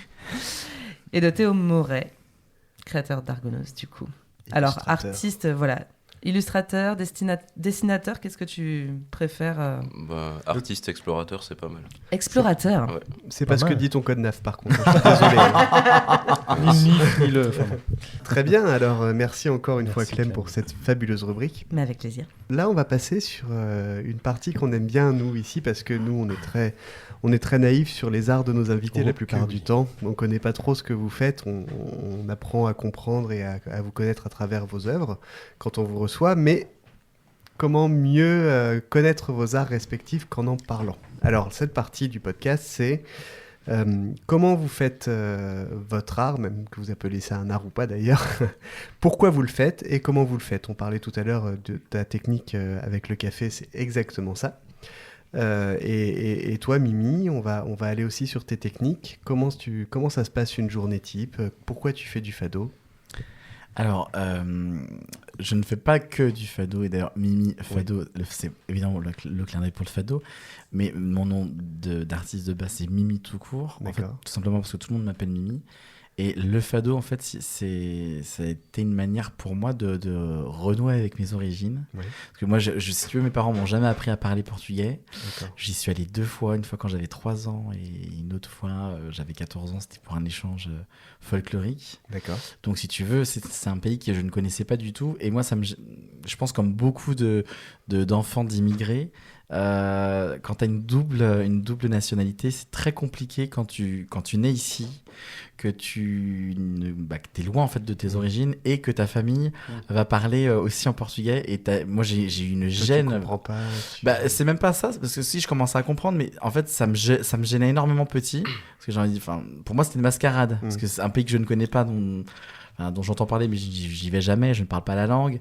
Donc c'était très très très bizarre. Et le fado, quand j'en entendais petit, ça m'hérissait les poils. Et la musique a aidé, il y a eu le folklore en premier lieu. J'ai commencé par la danse, donc forcément là tu commences à avoir une légitimité quand tu es dans un groupe portugais et que tu entends ta langue et que c'est ok et que tout le monde la parle, ça booste. Il y a eu l'accordéon ensuite. Avec l'accordéon, forcément les chants. Et moi, j'ai toujours chanté. J'ai été animateur aussi sur une radio qui n'existe plus, qui s'appelait VTI. C'était la voix du travailleur immigré. J'aime entendu. Parce que moi, je connaissais Vous TV. Tiens donc, tu as bonne source. et donc, si tu veux, c'était vraiment par la musique que je me suis rapproprié mes origines. Ouais. Et en fait, là où c'était très rigolo, c'est que le fado m'a rattrapé. C'est-à-dire que moi, je ne chantais pas du tout de base. Et quand j'ai commencé vraiment à mettre un pied à l'étrier dans la musique, c'est-à-dire vraiment prendre des cours de chant pour maîtriser la voix, commencer à créer, à composer un petit peu comme ça, moi tout seul dans mon coin, j'ai commencé à m'essayer au fado. Comme ça, une fois j'ai enregistré sur mon portable une petite reprise d'un fado. Et je l'ai fait écouter à ma mère, qui l'a envoyé à une amie qui s'appelle Alexandra, qui est guitariste, avec qui on jouait comme ça en amateur. Moi, je jouais un peu d'accordéon, mais je ne chantais pas. Et Linda, qui chantait dans notre petit groupe, il y avait 2 guitaristes, un autre chanteur, une chanteuse et moi. Ils étaient surpris, ils m'ont dit mais putain, il faut que tu chantes. Alors moi, si je me suis dit ouais, pourquoi pas. Et j'ai commencé à faire un concert avec eux. Donc la première fois où j'ai chanté devant un public, c'était à la foire d'Autun, truc improbable. Donc généralement dans une foire, ça beaucoup de bruit, beaucoup de passages. Et si tu veux, quand je suis arrivé donc dans le coin Portugal, donc c'est la buvette. Moi, j'ai un look assez androgyne, donc déjà, rien que quand j'arrive, tu vois des regards en coin, je le sais, je suis habitué. Voilà, on se fout de ta gueule. Bon, moi, j'ai l'habitude. Et quand j'ai commencé à chanter, et avec les guitares, il s'est passé un truc, il n'y avait plus un bruit. Et des gens venaient, en fait, et ils commençaient à avoir un amas. Et tous les vieux Portugais qui, dans un premier lieu, m'ont jugé, sont tous retournés. Il y en avait qui avaient des larmes aux yeux. Et ça, c'est pas égoïstement où ça m'a fait plaisir, mais c'est justement le but de la musique, c'est ça, c'est de te mettre une claque. Et si, ne serait-ce que avec 3 accords, t'as pu rendre quelqu'un un peu moins con et lui ouvrir les yeux et lui apporter un peu de bonheur, un peu d'intelligence, moi j'ai tout gagné, c'est ça. Et moi, ça a toujours été viscéral, la musique, c'est un besoin. Je peux pas être sans musique, sans chanter, c'est viscéral. Et quand t'es petit, tu t'as pas conscience de ça. Et quand tu commences en fait à t'exprimer avec et tu touches un auditoire à qui tu fais du bien, ça te fait aussi du bien. Et c'est un partage. Et comment tu composes ? Alors, comment tu composes ? Là, pour le moment, vu que j'ai repris le solfège, qui est une très grande passion, oui, tout à fait. Là, je vais pouvoir enfin sortir ce qu'il y a dans ma tête et le poser sur partition. Là, tout est dans ma tête. Là, c'est vraiment le disque dur, l'accordéon. J'ai des sons qui me travaillent. L'accordéon, une prolongation du disque dur. Donc, il y a des notes qui viennent, qui se posent. Mais tes paroles Les paroles, c'est... J'ai besoin de la musique. Ah, t'as besoin de la musique. Ouais, ça faisait partie de la question. T'as besoin de la musique pour faire les paroles. Ouais, c'est ça. Alors, moi, j'écris en français parce que j'ai aussi ma musique que je compte faire. Et je peux écrire en alexandrin ou en prose, en respectant les temps et les rythmes. Mais c'est plus délicat, je trouve, pour moi, de poser un texte sur une mélodie. J'ai vraiment besoin de la mélodie avant, où tu sais... tu la ressens, en fait. Oui, et tu vas savoir quand est-ce qu'il faudra te taire, qu'il faudra mettre des silences, comment tu vas amener tel ou tel mot. Et donc, ça passe d'abord par la mélodie et ensuite les textes. Et aujourd'hui, quand tu te produis, donc tu fais ça toujours avec ce groupe-là ou c'est non, non du tout. Après, c'est toujours un plaisir de chanter ensemble. Quand je me produis maintenant, c'est beaucoup des sollicitations. Alors, il y a le bouche à oreille. En fait, c'est rigolo parce que dès que quelqu'un te voit sur scène, il en parle. Oui, bien sûr. Et puis, tu es appelé donc, dans les bars, les restaurants, des fois les associations. Et en fait, ça fait boule de neige. Donc, il y a pas très longtemps, j'étais à Tours. Paris aussi, pas mal sur Paris. Tu t'exportes. C'est ça. et ça se fait comme ça. Et donc, si tu veux, le fado, c'est vraiment un art à part. C'est-à-dire que ça fait partie de moi, je compte pas faire que ça. Mais le fado, t'as 2 types de fado. T'as le fado traditionnel, où donc là, ta musique, elle est posée, et tu mets le poème que tu veux dessus tant que ça rentre. Dans le cadre musical. Très bon titre. Et t'as le fado chanté, donc là où le compositeur a fait la musique pour le texte et inversement. Ah oui. Et là, ça peut aller qu'avec un texte et une musique sur un texte. C'est ça. Ouais. Bon, après, quand t'es comme moi et que tu t'en fiches un peu et que t'aimes pas faire comme tout le monde, ce que tu veux. Voilà, tu fais bien ce que tu veux. Mais là, en l'occurrence pour le fado, c'est vrai que ce qui va vraiment différencier, ça va être ta voix, comment tu amènes, comment tu vas interpréter le fado, parce que c'est ce que je t'expliquais tout à l'heure, vu que c'est très... déjà, t'es à nu quand t'es sur scène, mais bien encore sûr. Plus avec du fado, parce que là, t'as 2 guitares. Une musique d'émotion. Et normalement, ça se chante dans des petits endroits où t'as même pas de micro, et il y a un silence pas possible. Les gens t'écoutent. Donc, en fait, t'es 1000 fois plus à nu que sur une grosse scène où t'as de la reverb, où t'as des... Voilà. Donc, où t'es caché du public par les lumières aussi. Oui, c'est ça. C'est là, ça. Tu les vois. Là, tu vois le public. Les sourires sont aussi près que vous l'êtes là. Ouais. Donc, c'est vraiment la différence. Elle va se jouer dans comment tu interprètes. Donc là, c'est vraiment ton travail, toi, de ta diction, comment tu vas vivre le truc. tu peux pas jouer. C'est-à-dire que tous les fadistes, dans leur répertoire, ils vont pas tous chanter les mêmes choses. Tu chantes vraiment... Parce que tu peux pas mentir, en fait. Mais tu vas interpréter ce qui te parle, surtout.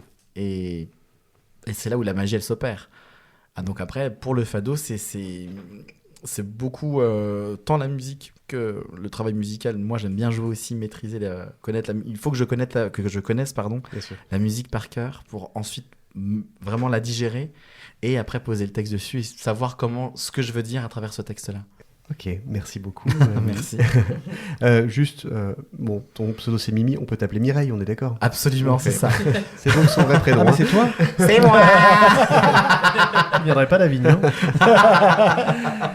Et toi, Théo, alors on parlait de ta technique. Alors comment ça se crée une carte ou une de tes illus sur un personnage ?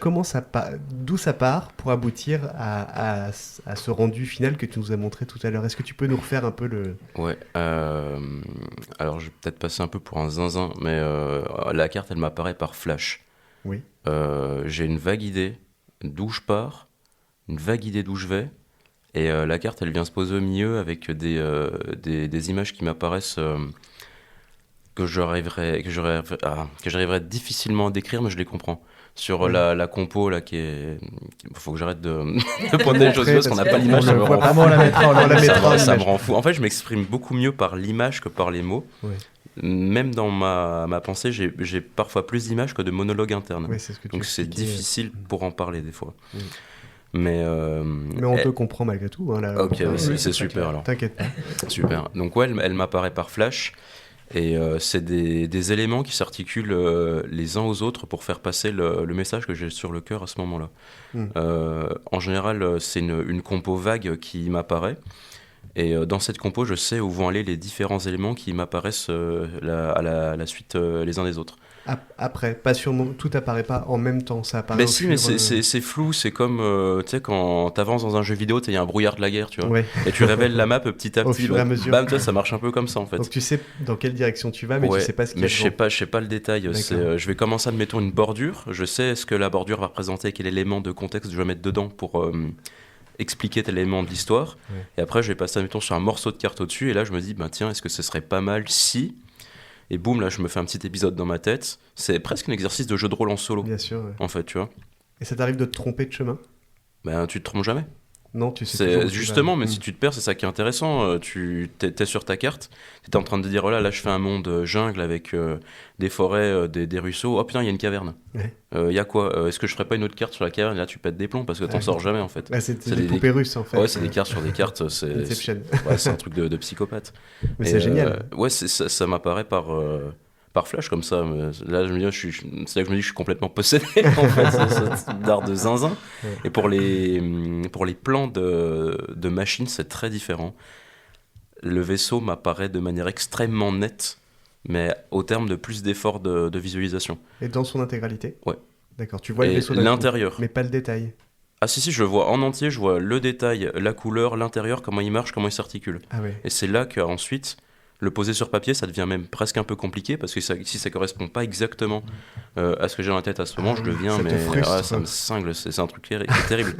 Et donc, oui, parce que t'arrives pas à poser sur le papier ce que t'as dans le crâne. Ouais, quoi, c'est ça. Fou, quoi. Et sur les projets, notamment de vaisseaux qui prennent du temps, le design peut évoluer à mesure du process. Alors, ça correspond plus à l'image que t'avais au début, mais c'est pas faux non plus. Oui. C'est trouver la caverne dans la forêt comme sur les cartes. Oui. Et parfois, comme ça, tu as la fonction même de ton vaisseau qui change. D'accord. Mais ça reste juste l'idée quand même de base que tu avais. Ah non, parfois, on s'en éloigne vraiment. Ouais. C'est comme le gros zeppelin que je t'ai laissé, que tu as affiché. À la base, c'était censé n'être qu'un ballon, puis il a pris une coque de vaisseau, puis il a pris des canons, puis la forme de la proue a changé 7 fois. Ouais. Avant que je reparte sur l'arrière pour mettre 3 hélices de plus, puis la proue a repris sa forme finale, et j'ai mis des... Enfin, ça n'a aucun sens. Aussi des photos, j'ai la chance d'avoir des dessins de Théo à la maison. Ça mute à fond. Et vu que c'est un art qui prend un temps considérable à boucler, l'émotion que tu as quand tu commences ton œuvre, elle change et donc ton message il mute pendant. Et c'est une partie de la folie de ce travail, c'est que quand je retombe sur mes cartes, parfois je me souviens de qui j'étais quand je l'ai commencé, et parfois je suis pas foutu de savoir ce que j'ai voulu dire à un moment précis. Oui, tu as perdu le message. Et là, je me paume dedans, en fait, tout seul. Et donc, une fois que tu as cette idée-là, tu arrives à la coucher. Alors, quand tu dis que je la couche sur le papier, tu fais un croquis avant de faire ton. Toujours. Sur les mondes imaginaires, c'est un croquis à main levée pour avoir des compositions qui sont équilibrées pour aider à rendre la carte visible. Au crayon de papier, enfin, oui, graphite, quoi. Ouais, crayon de papier. Et sur les cartes de lieux qui existent, notamment la carte de Dijon, il faut imprimer la carte de Dijon au très gros format, on fait un quadrillage dessus, et on reporte le quadrillage sur le support final, ce qui donne envie de se flinguer. Faut le noter. Le prix d'une carte est directement corrélé à la douleur du processus, et le quadrillage... C'est l'horreur, ouais. C'est horrible. C'est horrible. Alors quand ça prend forme, c'est cool. Sur la technique, donc une fois que tu as ce croquis qui est jeté sur ton papier au crayon de papier, en fait, derrière tu vois si tout colle avec ce que tu as en tête. Ouais. Et derrière tu le reproduis. Alors ton croquis est pas à l'échelle, si ? Si, le croquis est directement posé sur le support final. Et après je repose. Alors en fait il y a plusieurs étapes. Étape 1, tu fais le croquis dans un petit carnet où tu prends... Ah, c'est con, j'aurais dû l'amener avec moi. Mes croquis ressemblent au croquis d'un fou qui a été interné parce qu'il y a des notes qui se lisent dans tous les sens et j'arrive plus à lire quand c'est fini. Donc vraiment, c'est un truc de zinzin. Donc tu fais tes croquis là en posant tes éléments importants et ensuite tu reposes tout sur ton support final. Donc, calque ou... Ah non, à main levée. Ah oui. Mais il faut que ton esquisse elle soit la plus précise possible parce que si ton esquisse est précise, le moment où tu poses l'encre au stylo, ça devient relax. D'accord. Donc si tu as une esquisse précise, en fait, tu retravailles directement à l'encre en espérant que ça va être bon. C'est pas facile. Et c'est là que tu fais des erreurs. Ah ouais. Donc plus l'esquisse est précise, plus c'est cool. Ensuite, tu fais tout ce qui est travail à l'encre. Et une fois que les contours sont posés, après, tu poses ton cerveau, c'est du coloriage à l'aquarelle et là, c'est fun. Et l'encre et l'aquarelle, ça déteint pas l'un sur l'autre ? Non, faut prendre des encres waterproof et ça bouge pas. Ah oui, d'accord. Okay. D'ailleurs, le café, il se pose après l'encre et avant l'aquarelle. Ah, tu poses l'encre d'abord et après tu teins le papier ? Ouais, parce qu'après, quand le papier il est trop teint, si la teinte est trop foncée, le crayon de papier d'esquisse se voit mal dessus. Et pareil, on fait des conneries. D'accord, ok. Donc, bien prendre, par pitié, si vous mettez à la cartographie au plan, Seigneur, prenez des trucs waterproof, vous allez vous pendre. Croyez-moi. Bon conseil. J'ai une petite question. Est-ce que ça se rattrape si tu fais je sais pas, t'as une grosse goutte d'encre qui tombe ? Alors, comment tu fais ? Tu pleures ? Tu te flingues ? Tu peux éponger ? En fait, il y a plusieurs aspects. Il y a le côté, vu que c'est une œuvre qui a un aspect antique et qui reprend un peu en fait une caricature de papier endommagé, le fait de faire tomber un truc dessus peut améliorer, s'inscrire dans l'histoire. Je vais vous livrer un petit secret. Il y a eu des commandes de cartes que j'ai faites qui ont des taches de saucisson et de bière dessus. Voilà, je le dis, je dirai jamais lesquelles. Les clients ne sont pas au courant et ça s'intègre très bien dedans. C'est juste que quand tu sais pas ce que tu regardes, voilà. C'est tout à fait d'époque. C'est magnifique. Oh mon Dieu, c'est tellement convaincant. Il y a un gros ranou qui a glissé dessus. Le fameux ranou. C'est une dinguerie. Et quand vraiment tu fais une erreur qu'il faut faire sauter, alors là, tu invoques toutes les divinités anciennes et païennes que tu peux, tout le panthéon tu le sors, tu chopes un cutter et tu grattes, et c'est là que c'est important d'avoir un papier très épais, tu grattes la première couche du papier, en allant tout doucement, tu le caresses comme ça en tremblant et dans la plus grande des sueurs.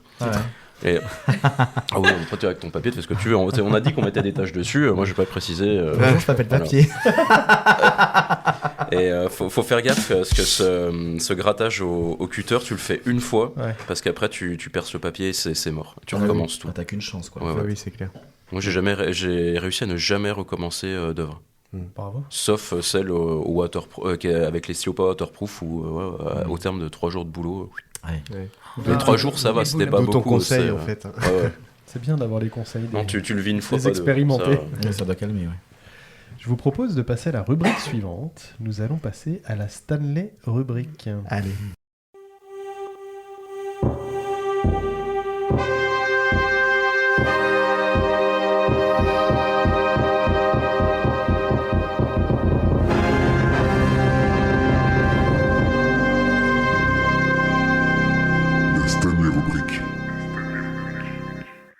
Il y a des gens qui ont marqué l'histoire et d'autres non. À l'instar de Bicheng, dont on parlera avec la brunette en cuisine dans l'épisode du 24 février. Cet homme n'en fait pas partie. Il n'a ni marqué vraiment l'histoire et c'est même pas vraiment un mec célèbre en fait. Il s'agit de Bartolomeo Colleoni.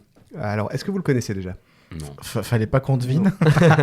Non, du tout. C'est pas la question, mais effectivement, je vais vous expliquer, c'est un Italien. Il vient d'une époque dont on parlait tout à l'heure, le Moyen-Âge. C'est un personnage à part entière, Bartolomeo, tout comme Frida Kahlo, il a fait changer sa date de naissance pour 1400. Alors qu'il était né avant, mais 1400 c'était une année chargée de fortes valeurs et de renouveau, donc ça lui plaisait davantage d'être né en 1400 forcément. Bartolomeo a été connu pour être le général mercenaire et le commandant en chef de l'armée vénitienne de 1455 jusqu'à sa mort en 1475. Il vient de Bergame, on en parlait tout à l'heure, la bergamote. Il a une longue histoire que je vais vous épargner ici. Mais retenez que c'est un militaire qui voue une haine incommensurable à ses ennemis, quitte à virer à l'obsession. C'est un troublion, un anarchiste en son temps également. Et comme toute famille, la sienne, venant de Bergame, devait avoir un blason, des armoiries. À votre avis, ma question c'est, quelle est la particularité de ces armoiries ? Il y a un gros ranou dessus ? Non. C'est en lien avec les couleurs ou l'iconographie dessus ? C'est les deux. Ce serait pas un animal ? Non, plutôt l'iconographie. C'est pas un animal. Alors, il y a des gens dessus ? Non. Ça représente quelque chose de vivant ou pas ? Non. Ça représente un objet ? Comme une balance, par exemple ? Non. Non. Qu'est-ce qu'il peut y avoir ? Ou alors un nom ? Non. Il y a une partie de corps ? Ouais. Oh. Il n'y a pas Des parties un intimes. bon gros phallus ? Non. Un bon petit phallus. Déçu. Ah non. No way. Non. Pas un gros, Ce serait pas un doigt qui pointe ? Non. Oh, c'est dans le Un même, dans la téton même qui idée. pointe ? Un... Non. C'est une partie externe de notre corps ou attends, je crois que je interne ? sais. Ce serait pas le genou plié avec le pied ? Eh ben, pas du tout. Est-ce que c'est un organe interne ? Attends, je me permets juste vas-y. d'abord. Depuis qu'il a ses boutons. Coucou à tous les fétichistes. Tu as dit C'est un organe interne ou quelque chose qu'on voit de l'extérieur ? C'est un organe qui n'est pas un organe interne. Un pied ? Donc c'est un organe externe. C'est un œil ? Ce n'est pas un pied, ce n'est pas un œil, ce n'est pas un demi-pensionnaire. Une épaule ? Ah, attends, Non. Un bras. Maxime dit un bras, non, c'est pas un bras. une dent. Non. C'est quelque chose qui vient de la tête, du visage ? Alors, C'est les non. poux. Et je vous ai dit, je vais vous aider un peu, je vous ai aiguillé un refais-le. petit peu, c'était un troublion, hein. C'est quelqu'un qui aimait bien faire des pieds de nez aux gens. Donc Il y a un nez. Comment Un nez. Non, C'est la il y a première pied, fit il y a un- pic de l'histoire sur Blason ? Ouais. C'est la première ? La première fit pic. Non. C'est un orteil dans une narine. Non. Ah. Mais quand on parlait de phallus tout à l'heure, on n'était pas loin. Une couille gauche. À la Presque. droite. La couille droite ? Presque. Les deux. Oui. Oh, quel beau blason. Bonne réponse. Excellent ça. Bravo, je vais vous expliquer tout ça. Est-ce qu'il était fait en peau de couille de Non, blason ça aurait été marrant. Illustration. Ça aurait été marrant. Alors, les armoiries du Vénitien Bartolomeo Colleoni comportaient 3 paires de testicules. Wow. Trois paires, oh Et son vache. cri de guerre, c'était Coglia, Coglia, Coglia, ce qui signifie couille, couille, couille. À l'époque de Bartolomeo, Merci je vais pour vous la l'expliquer trad. pourquoi. Le nom Colleoni, son nom de famille donc, était alternativement orthographié Coglione. Un terme vulgaire, Coglione, qui signifiait Les couilles au pluriel. Oui. voilà, ceci expliquant cela. Précisément, ces armoiries sont désignées ainsi. Blason coupé de gueule et d'argent à 3 paires de testicules de l'un en l'autre. Il devint par la suite blason d'argent à 3 paires de testicules de gueule au chef de France ancien aux lambelles de gueule. Donc là, ça veut dire qu'à ce moment, les testicules sont rouges. Ouais, tout à fait. Incroyable. Merci la vérole. Et c'est on mettra une photo du blason Oh là là. sur les réseaux. Comme quoi, charge à chacun de faire de sa faiblesse une force. Merci à Bartolomeo et merci à vous de m'avoir écouté. Merci Nico, c'était une Merci. rubrique couillue.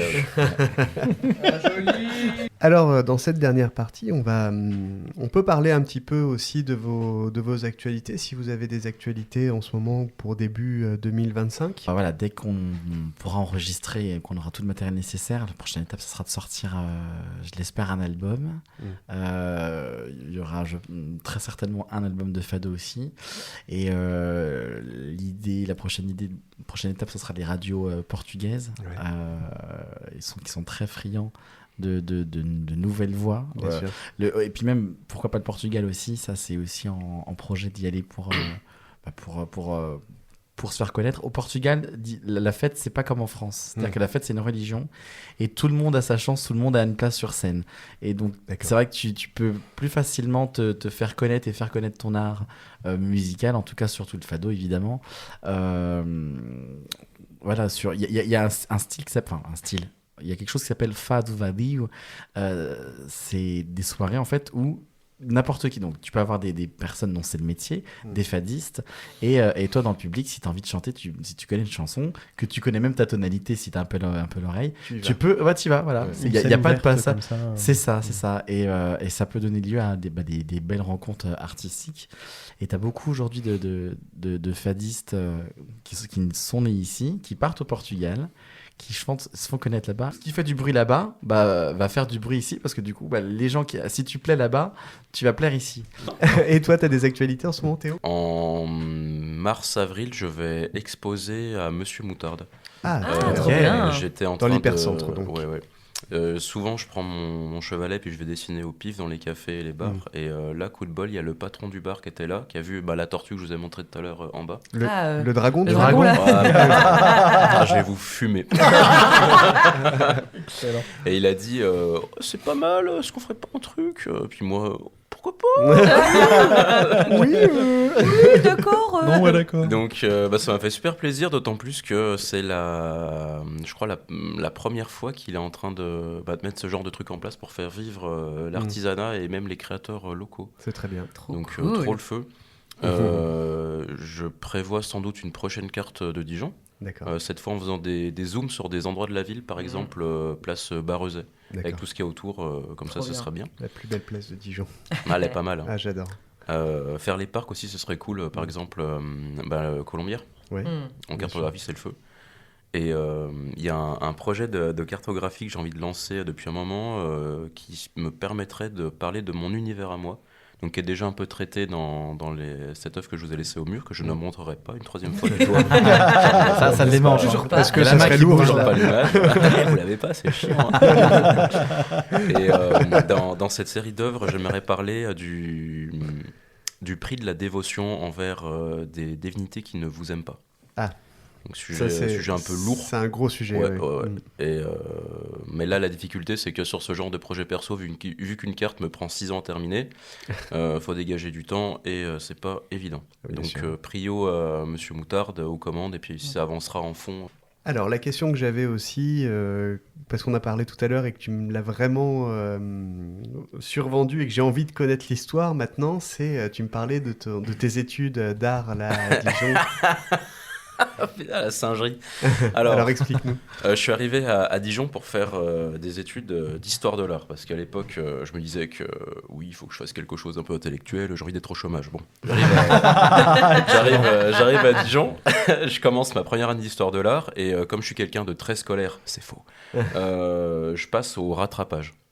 Donc je me dis, bon, c'est chiant quand même, pas cool, mais je vais y arriver, je vais réviser un petit peu, je peux le faire, j'en étais persuadé. Je passe la première épreuve, la deuxième épreuve, j'arrive à la troisième, je rentre dans la salle, on me pose le sujet devant les yeux et là, putain, je comprends pas. Tu sèches. Je suis littéralement en choc parce que je me dis, c'est injuste, j'ai révisé cette épreuve, c'est comme si la feuille, elle m'attaquait, tu vois. mais c'est quoi ce sujet de zinzin, là, j'ai révisé, Donc j'essaye de bricoler vaguement un truc et de dépit, je m'en vais au bout de 2 heures. Et une fois que je suis dans la rue sous le soleil écrasant, j'entends un petit vieux qui me rattrape en courant. Je me retourne et puis on se regarde un peu comme dans un western. Il pointe son doigt vers moi et puis il me fait vous êtes qui vous ? Je lui fais mais vous êtes qui ? C'est quoi cette histoire-là ? What the fuck ? Là je plisse un peu les yeux puis je fais c'était le prof qui était dans la classe. Et au moment où je me dis ça, je fais dans la classe, j'ai reconnu personne. Ah, t'étais pas dans le bon... Et en fait, j'ai été rattrapé une épreuve de L2 au lieu de merde. L1. Et là, c'est pour ça que tu comprenais. Le prof, il le voit dans mes yeux que je suis un singe. Il me dit mais c'était pas la bonne heure là, monsieur. C'était une heure plus tôt, dites donc. Moi, je commence. Dommage. Ouais. Je commence à bafouiller. Mais y a pas moyen. Il me fait non, vous êtes défaillant en fait. Bah oui. T'étais pas là, t'es absent. Ouais.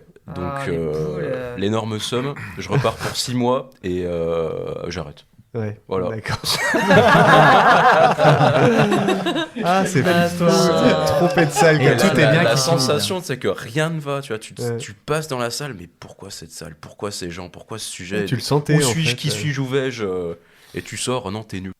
Et maintenant, mes chers amis, je vous propose de passer à la rubrique qui a fait notre renommée internationale, mondiale, universelle. J'ai nommé la rubrique de Flo, la FUF, Flo et usage de Flo. On est parti ou on n'est pas parti ? On est parti. Allez. Let's go. Selon le code pénal, l'usage de flot désigne toute altération frauduleuse de la vérité. Vous êtes bien avancé, non ? Je vais vous donner une liste de célébrités. Il va falloir trouver le point commun entre ces célébrités. Célébrités. D'accord. George Clooney. C'est George Clooney. C'est George Clooney. Et donc, si vous trouvez la bonne réponse, je vous invite à sonner la cloche pour me donner le point commun entre ces célébrités. Okay. Si à la fin de la liste, personne n'a trouvé, je vous ferai 4 propositions de points communs et il faudra choisir, chacun pourra choisir une de ces 4 propositions. Si vous trouvez avant la fin de ma liste, vous avez le droit à 2 points. Si vous trouvez au moment des propositions, vous avez le droit à un seul point. Mes amis, si je vous dis quel est le point commun entre Maïté, Michel Blanc, Alain Delon, Patrice Laffont, Shannon Doherty et Françoise Hardy. Oui, Nico. Ils sont morts genre là en 2024. Oui, 3, bravo. 4, 2024. Oh non, on a perdu Maïté, vous êtes sérieux? Mais bien sûr, mon petit. Oh non. Théo, il est tech. Que ouais. c'est triste, Alain Delon. bonne mère. Et Alain Delon. Oui. 2 points pour purée. Nico, Clem. Ah, c'est Clem qui compte les points, excusez-moi. C'est Maïté Michel Blanc, moi ça m'a... Ah, mais c'est ouf ça. Eh bien, oui, Clémence, j'ai rendu Je suis l'âme. choquée. Juste, je vous propose quand même les propositions que Il y j'avais en avait prévues d'autres pour le fun. Non, on s'arrêtait à Françoise Hardy. Ok. Les propositions, c'est ils ont tous des pères cuisiniers, ils ont tous une maison dans le Périgord, ils n'ont tous pas le permis de conduire, ou ils sont tous morts en 2024. Ils ont tous morts en 2024 parce qu'ils n'ont pas le permis de conduire. Allez, vous êtes prêts? Ouais. Allez. Lenny Kravitz, Florent Pagny, Johnny Depp, Benjamin Biolay et Samuel Benchetrit. Oui. Ils se sont tous des hommes. Oui, alors ça, effectivement. C'est gagné. Est-ce qu'ils sont sortis avec la même meuf? Ouais. Vanessa Paradis. Bravo, Nico. Non, mais Oh, la chaudasse. non, mais en fait, il est gala H24 et picole, quoi. On a de chance là. Ils se sont tous tapés Vanessa Paradis. Quelle gourmande. Et Ah, certains c'est clair. ont été mariés avec elle aussi. Allez, vous êtes prêts? Allez, c'est parti. Allez. Rowan Atkinson, C'est qui Mr Bean. Mr. Bean, j'ai- Ashton Kutcher, Lisa Kudrow, Quentin Friends. Tarantino, Phoebe. Matt Damon, Sharon Stone et Cindy Crawford. Sharon Stone, c'est un mélange entre Sharon Stone et Sharon Cher. Stone. Ah d'accord, ok. Et Cindy Ah, Crawford. non, vous n'avez pas? Si, Vas-y. ils ont tous eu un Oscar, là, non? Non. Mais je pense que ça va être une connerie. T'enlèves pas de points si c'est une connerie. Je suis tenté. Non, vas-y, tente. Ils sont tous méga intelligents. Bravo. Non, sérieux, Non, c'est ça? Stanley Sérieusement, Kubrick, c'est il ça a un QI de 150. Ils ont tous un QI supérieur à 150. Ouais. Wow. Ouais. Sérieux, t'as Alors je couché, savais toi? pas, je savais Genre pas pour... Phoebe, non, je savais QI pas pour supérieur à Cindy 150. Crawford. Pour moi, Cindy Crawford a été bête comme un Eh bah âne. ouais, ben non. Le point commun entre Fabrice Lucchini, Non, je plaisante, c'était une blague. C'est incroyable. Sylvester Stallone, Frank Sinatra, Cameron Diaz, Matt Leblanc, Michel Leb, Jackie Chan et Kevin Costner. Ouais. Ils sont tous extrêmement musclés. Non. Fabrice Lucchini. Ils ont pas tous fait du théâtre? Non? Non. Ils ont tous chanté. Non plus. Clem, vas-y, Il tente. reste plus que moi là. Mais... Non. j'ai Non pas d'idée. Alors, Saucisse de Morteau. est-ce que vous voulez 4 propositions, mes amis? Attends, tu peux juste redire la liste? Fabrice Lucchini, Sylvester Stallone, Frank Sinatra, Cameron Diaz, Matt Leblanc, t'en as une? Michel Leb, Tu peux tenter, Maxime? Jackie Chan et Kevin Costner. Vas-y, Vas-y, Maxime. Tente. Là, ils sont tous fait du porno. À un moment donné. Bonne réponse. C'est Ils ont tous tourné. Stallone, Alors, ils je n'ont savais pas qu'il été a fait de obligatoirement l'érotique. acteurs très porno, mais ils Ah, ont de tous l'érotique. joué dans des films Stallone. érotiques. Après, Stallone, Jean, je est-ce que savais, tu peux ouais. expliquer comment tu le sais, s'il te plaît? Maxime. Ah, son historique est dégueulasse. C'est clair. Stallone. Donc je rappelle la liste: Fabrice Lucchini, Sylvester Stallone, Frank Lucchini. Sinatra, Lucchini, il a fait du Cameron porno. Diaz, Matt Leblanc, Michel Leb, Cameron Jackie Chan, Diaz Jackie Michel Chan. Leb aussi. Ouais, et Jackie Kevin Chan. Costner, les gars. Ah là, c'est déjà mieux, quoi. Oh là là. Alors, Mais Jackie Lucchini, Chan. c'est énorme. Il a sorti son sac, c'est énorme. Alors, ça ne veut pas dire qu'ils ont sorti leur sexe, mais ils ont joué dans des films érotiques. Ils n'ont Ah, pas obligatoirement été acteurs. Ça ne veut pas Au dire moment qu'ils ont des sorti scènes. leur sexe. Alors, mes propositions étaient: ils ont tous travaillé dans un salon de coiffure, ils ont tous 6 orteils, ils ont tous joué dans un film érotique, ou C'est ils ont tous incroyable. doublé des dessins animés. C'est incroyable, ça. Incroyable. Oh la vache. J'ai les images Liste des suivante. Merci Maxime. De rien. Merci Il Maxime. dit pas grand chose, mais quand C'est il dit, ouf, c'est hein. percutant. Ah, ça. Allez, c'est parti. Ronaldo. Cristiano Ronaldo. Poige. Léo Messi. Selena Gomez. Kylie Jenner. Dwayne Johnson. Ariana Grande. Kim Kardashian. Beyoncé et Khloé Kardashian. Ils sont tous des hommes. Non. Ils sont tous latinos Non. Ah, ils sont tous mariés, latinos. Non. Ils se sont tous tapés Vanessa Paradis. Non plus. Et en même temps. François Hardy. Ils ont tous fait un film de cul avec Lucchini. Non plus. Ah mince. Ça dérape. Est-ce que vous avez une idée ou vous voulez des propositions? Non. Pas du tout. Est-ce qu'ils ont tous une marque? Enfin, sorti une... Non. Est-ce que ce sont tout simplement les plus gros comptes Instagram? Est-ce que ce sont les plus gros contrats de publicité qui existent? Est-ce qu'ils ont un QI inférieur à 80? Non. Ou est-ce qu'ils ont tous perdu au moins 10 millions de dollars pendant la crise Covid? Non, bah. Oh bah là, c'est chacun donne son avis. Moi, je pense que c'est les plus gros contrats publicitaires. Plus beau. Moi, je pense que c'est Instagram. Alors, contrat publicitaire, ok pour Mimi. Insta pour Nico. Contre Insta. Insta aussi. Insta aussi. J'aurais dit Insta aussi. Insta aussi. La voix de la sagesse. Ils ont perdu de la Clem. thune. La thune? Ouais.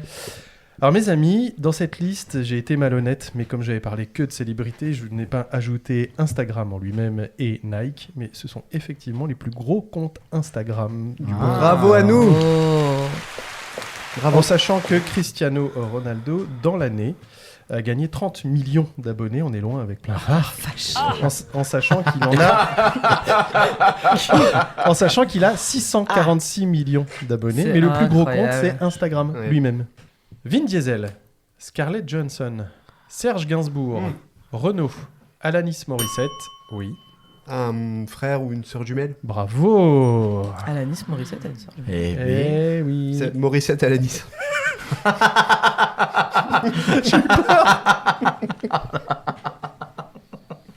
Allez, je continue parce que j'ai pas fini ma liste. Pardon. J'avais François Pompon Ah. et Zao de Sagazan. Allez, dernier. Allez. Allez. Quel est le point commun entre Katy Perry, Sean Paul, Tom Hanks, Keanu Reeves, François Mitterrand et Cool Chain? Ils parlent pas tous, je sais pas combien de langues étrangères. Non. Voilà qui est très précis, Rémi. Merci. Ouais. Non, mais genre vraiment, genre 5 ou 6 langues, je pensais. Est-ce qu'ils n'ont pas ou n'avaient pas le permis de conduire? On y retourne. Est-ce qu'ils ont été mariés 2 fois à la même personne? Tous Mariage- la même personne. Non, mariage, C'est divorce et Vanessa. remariage. Ah oui, d'accord. C'était Vanessa. Est-ce qu'ils sont tous anatidaéphobiques, C'est quoi ça, c'est-à-dire Peur des encore canards. peur des canards, Ouais. Oh, génial. ou ils ont tous une origine portugaise? Ai, Jesus, meu Deus, isso não é possível. Non, non. Moi, je vais aller sur la peur des canards. Ah Can- ouais. un- J'ai un canard à ma gauche. Mais canard vivant Un canard ou genre pour un la deux. magret, ils ont peur. 2 canards. Des canards. En fait, cette phobie, c'est la peur qu'un canard quelque part t'observe. Ah, c'est même pas que le canard te rush Non, pour te c'est péter la tête, il il te regarde comme ça. Ah, l'angoisse. avec son Oh. regard Mitterrand chelou de était canard. phobique du canard. Non, moi je dirais pas le permis parce qu'ils ils Pas sont... le permis Ouais, ils sont tous Ok. tractés, je pense. Pas le permis pour Ah, On a aller. vu de la team canard. Team Canard. Ah, Ah, quoi que le Mitterrand, il avait des DS. Putain, merde, c'était les canards. alors. Tu peux changer d'avis. Ouais, je pense que je vais partir sur le canard. Bon, Roulement de tambour. t'as bien fait. Parce Parce que c'est pas ça. Ouais. Non. La bonne réponse, c'est qu'ils ont tous des ascendants portugais, mes amis. Ai, Jesus. Katy Perry. Mas que esta merde. Merci d'avoir participé. Merci, Maintenant, on va bravo. compter les points. Bravo. Alors.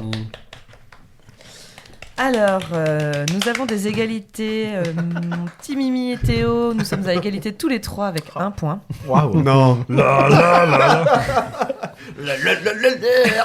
Merci. Ensuite, nous avons Maxime Maxime. 4 points. Enfin, je veux pas dire, mais tout ça grâce au porno. Hein. Enfin bon, après. Merci Stallone. Tout ça grâce à sa belle culture. Merci Stallone. Et ensuite, pour finir, Nico avec 10 points. Oh là là là là. En même temps, il a un abonnement sur Gala, People et Voici, donc on triche un peu. Voilà.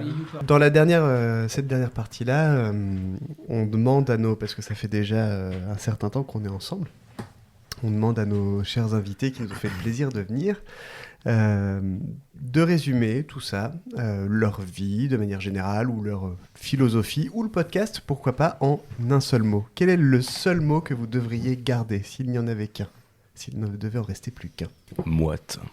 Moite. Moite ou mouette? Moite. Moite. Ouais. Pourquoi? Je sais pas, il y a eu de la dinguerie lancée en coulisses et tout, j'aime bien. D'accord. Voilà. ça m'inspire. Moite. C'est quoi le nom de la pièce en bas là qu'il y avait Backroom. La souillarde. La souillarde, ouais, la souillarde, ça me paraît moite, ça j'aime bien, on y va.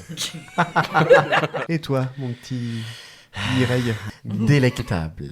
Délectable. C'est un mot qui me plaît bien. Ouais. Merci à vous deux d'être venus, à vous trois d'être venus. Merci Avec Maxime évidemment. Je rappelle que nous étions avec Théo qui a créé Argonos, qui est cartographe illustrateur, et avec Mimi Fado qui fait du fado entre autres, accordéoniste qui est certainement à suivre, et on va relayer à chaque fois ces infos puisqu'il est en train de créer son album. Voilà, conception. Vous pouvez retrouver également Théo chez Monsieur Moutarde en mars, c'est ça, mars-avril? Mars-avril, ouais. Notre invité Mimi va nous pousser la chance d'être nous faire une petite chanson de fado sur une instru de Théo. Oui, bien sûr. Qui est venu avec sa guitare. Hein. Absolument. Non, donc tu vas nous interpréter quelque chose. Alors sur quel instru? Alors, c'est une instrumentale de Custódio Castelo. C'est le dernier guitariste qui a appris avec Enfin, c'est un guitariste très connu au Portugal qui a appris à jouer avec le dernier guitariste d'Amália Rodrigues. Donc, on est sur de la pointure bien pointante. Et la pointure bien pointante. Je vais essayer de vous interpréter Maria Lisboa, qui veut dire Marie-Lisbonne. C'est une personnification de la ville de Lisbonne. Le battement de son cœur, c'est le bruit des moteurs des chalutiers qui ramènent le poisson. Ses cheveux sont faits d'algues. Et c'est pas des corbeaux qu'elle a sur son châle, mais des mouettes.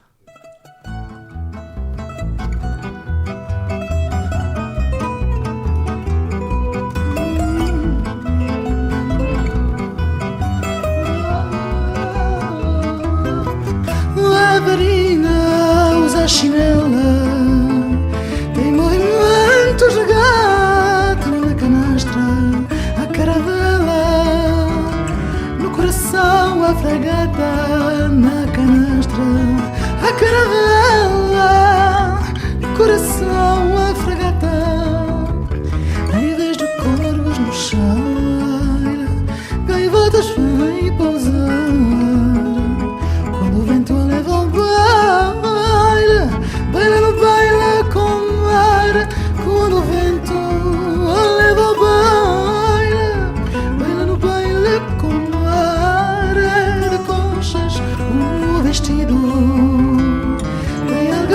Cabaleira e nas veias um latido do motor de uma treineira.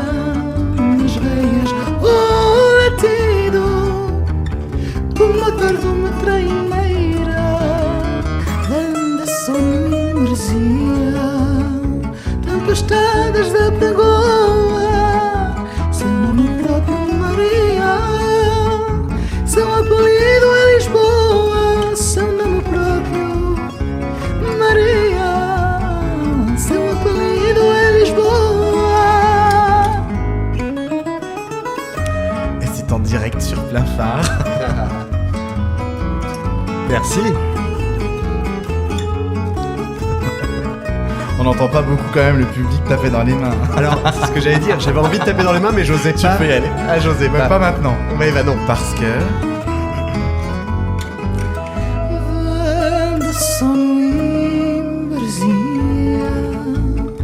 Tempestades da Pagoa, seu nome próprio Maria, seu apelido é Lisboa, seu nome próprio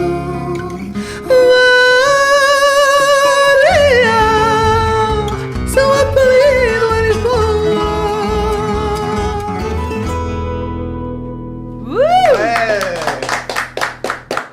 Je pense qu'on a trouvé la solution pour arrêter les guerres dans le monde. On va lâcher les lapins. Merci d'avoir écouté Plein Phare. On m'a gâté. Papa, maman, je suis artiste. On se retrouve au prochain épisode. Mais c'est pas un espace.